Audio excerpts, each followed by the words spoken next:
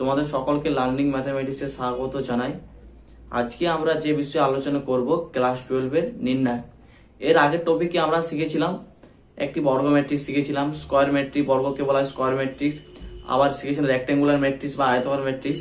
এক্ষেত্রে আমার নির্ণয়কে ডেফিনেশন নির্ণয় করতে গেলে আমার যে এর আগের টপিকে শিখেছি যে বর্গ ম্যাট্রিক্সের ক্রম কি ছিল, n ক্রস n ছিল। সে সাহায্যে আমি বলতে পারি কোন একটা রাশি বা অপেক্ষকের ক্রম যদি n ক্রস n হয়, সেক্ষেত্রে যদি একটা ম্যাট্রিক্সের সাথে সম্বন্ধ যুক্ত হয় তখন সেটা বলা হবে আমার n ক্রমে ম্যাট্রিক্স। সাপোজ আমি একটা ম্যাট্রিক্স লিখছি, ইজিক্যাল ম্যাট্রিক্সটা লিখছি 1 2 3 4 5 6 7 8 3 0 7 8। ম্যাট্রিক্স বলতে আমি বর্গ ম্যাট্রিক্স লিখবো। এক্ষেত্রে দেখো 4 ক্রস 4 রয়েছে।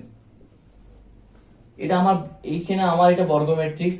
আমি যখন এটা নির্ণয় আকারে লিখবো তখন এইটা হবে আমার মডে হবে, মডে অর ডেট এ। ডেট এ মিন বলতে পারবে, ডেট এ বলতে কি বোঝায়, ডেট ফর ডিটারমিনেন্ট, সেজন্য এটা লেখা হয়। আর ব্র্যাকেট আর থার্ড ব্র্যাকেট থাকবে না, এটা হয়ে যাবে 1 2 3 4 5 6 7 8 3 0 7 8 4 0 6 7। যখন আমার ম্যাট্রিক্সের সাথে সম্বন্ধ যুক্ত থাকবে তখন ম্যাট্রিক্স আকার লিখবো। এটা ম্যাট্রিক্স আকার দেওয়া আছে, তখন আমার ডিটারমিন করতে হবে বা নির্ণয় করতে হবে মডে অর ডেটে। ডেটে ইজিক্যাল টু এটা লেখা হয় আমার। আবার নির্ণয়কে এই সিম্বল দ্বারা আমার চিহ্নিত করা হয়। আবার ডেলও ধরতে পারো, ডেল অর ডি দ্বারা চিহ্নিত করা হয়। অবশ্যই আমার নির্ণয় হয় আমার সবসময় n ক্রস n, মানে কি বোঝায়, রো ইজিক্যাল টু কলাম। আমার 3 ক্রস 2 কে আমি নির্ণয় বলতে পারবো না। 3 ক্রস 2 কি আমার কি বর্গ ম্যাট্রিক্স নয়। আমার বর্গ ম্যাট্রিক্স গুলোই হচ্ছে আমার নির্ণয়। অবশ্যই আমার যে ম্যাট্রিক্সটা দেওয়া থাকবে বা যে টার্মটা দেওয়া থাকবে সেটা অবশ্যই আমার বর্গ থাকবে, মানে n ক্রস n অর্ডারে থাকবে আমার। এখানে আমার 4 ক্রস 4 আছে, যদি আমার 3 ক্রস 2 থাকতো সেক্ষেত্রে আমরা বলতে পারতাম না যে আমার এটা ম্যাট্রিক্স হলো নির্ণয় যেহেতু আছে নির্ণয় বলতে পারবো না। এটা আমার কত ক্রমে নির্ণয় হবে, এটা আমার যেটা হয় পেয়েছি সেটা হবে 4 ক্রমে ম্যাট্রিক্স। 4 ক্রমের নির্ণায়ক। যেহেতু আমার ক্রমটা 4 ক্রমে নির্ণায়ক, যেহেতু আমার ক্রম দেওয়া আছে 4 cross 4, row is equal to column. আশা করি বুঝতে পেরেছো নির্ণায়কের ডেফিনেশন। অন্যরকম ভাবে নির্ণায়কের সংজ্ঞাটা দেওয়া যায়। এখানে আমি 3টি সমীকরণ লিখেছি, a1x b1y c1, a2x b2y c2, a3x b3y c3। সমীকরণ 3টিকে নামকরণ করে দাও 1 2 3। এবার 2 আর 3 কি করো 2 আর 3 বজ্রগ্রহণ করো।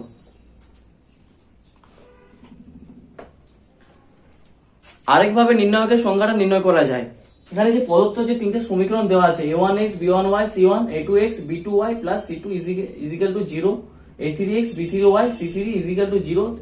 3টে সমীকরণকে নামকরণ করে দাও। এবার আমরা করতে হবে যে 2 আর 3 বজ্রগুণন প্রণালী করো। 2 ও 3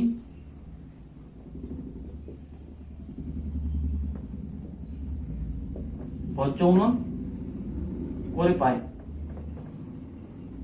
কি করে বজ্রগুণন প্রণালীর ফর্মুলা কি বা কিভাবে বজ্রগুণন করি, আমরা কি করি যে x যে টার্মগুলো আছে সেগুলো আগে লিখি, x লিখি, তারপর কি লিখি y লিখি, যে ভেরিয়েবল গুলো দেওয়া আছে। তারপর কি করি আমরা কনস্ট্যান্টস। এর কনস্ট্যান্ট কি আছে, কনস্ট্যান্ট দাও c1 c2 c3, তাহলে c1 c2 লিখবো না, এক্ষেত্রে আমরা লিখবো 1। তো 1 আছে 1 ইনটু c1 আছে 1 ইনটু c2, কমন যে কনস্ট্যান্ট যেটা রয়েছে। এবার x টা যখন নির্ণয় করবো 2 আর 3 আমি বজ্রগুণন করছি, যখন x টা বের করব তো x টা যখন হবে তখন কি x টা দেবে দাও।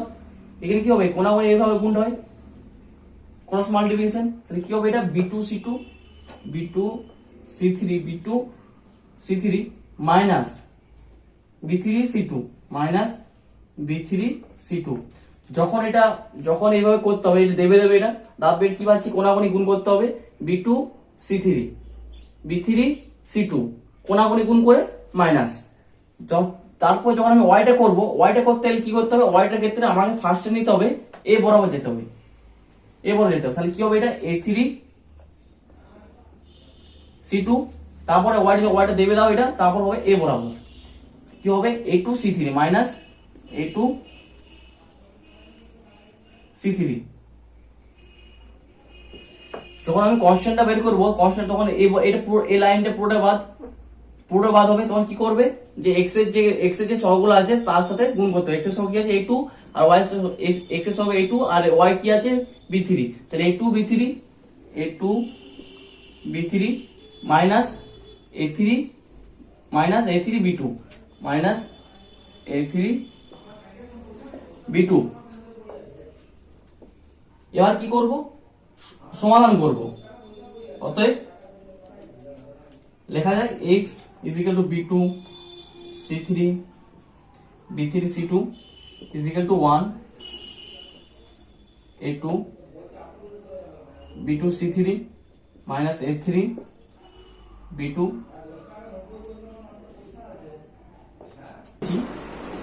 x লিখেছি।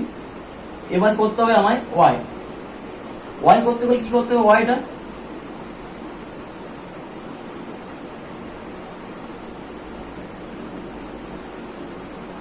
y রয়েছে A3C2 A2C3 is equal to 1 by A2B3 A3B2। এটা আমার নির্ণয় করতে হবে। এবার x সমান কি পাবো, ক্রস মাল্টিপ্লিকেশন করে দাও, এটা উপরে চলে যাবে B2C3 minus B3C2 by A2B3 minus A3B2। সেরকম ভাবে ওয়াইটা নির্ণয় করো। ওয়াই ইজিক্যাল টু কি লেখা যায়, উপরে চলে যাবে A3C2 A2C3 by A2B3 minus A3B2। এটা পেয়েছি আমরা, x ইকুয়াল টু y পেয়েছি, x আর y পেয়েছি। আমার কি করতে হচ্ছে, প্রদত্ত যে সমীকরণ তিনটি দেওয়া ছিল সেখানে 2 আর 3 আমরা সমাধান করছি বজ্রঘন প্রণালী কাজে লাগাচ্ছি। বজ্রঘন প্রণালীর সাহায্যে আমরা x ইকুয়াল টু পেলাম, y ইকুয়াল টু পেলাম। এবার আমাদের করতে হবে যে x আর y যে টার্মগুলো পেয়েছি সেগুলো 1 নাম্বার সমীকরণে যদি বসিয়ে দেখা যায় যে সিদ্ধ করে, তাহলে আমরা সেটা সিদ্ধ করে সেটা বের করতে হবে, 1 নাম্বার সমীকরণ বসিয়ে দেওয়া হবে।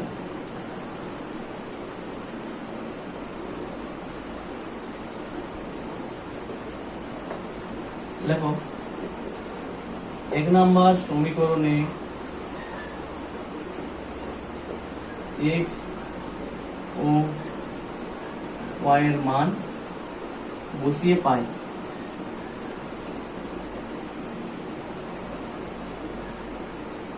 A1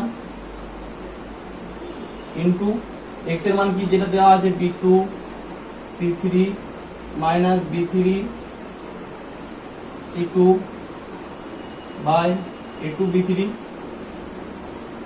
minus A3B2। লেখো y এর মান লেখো, y ইজিক্যাল টু কি দেওয়া রয়েছে A3C2 minus A2C3 by A2B3। ভ্যালুগুলো যেগুলো দেওয়া রয়েছে সেগুলো তোমরা মানটা বসিয়ে দেখো, A2B3 A3B2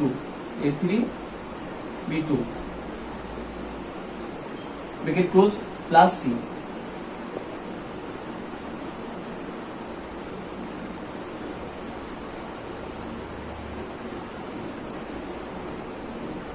এবার এটা আমার সলভ করতে হবে।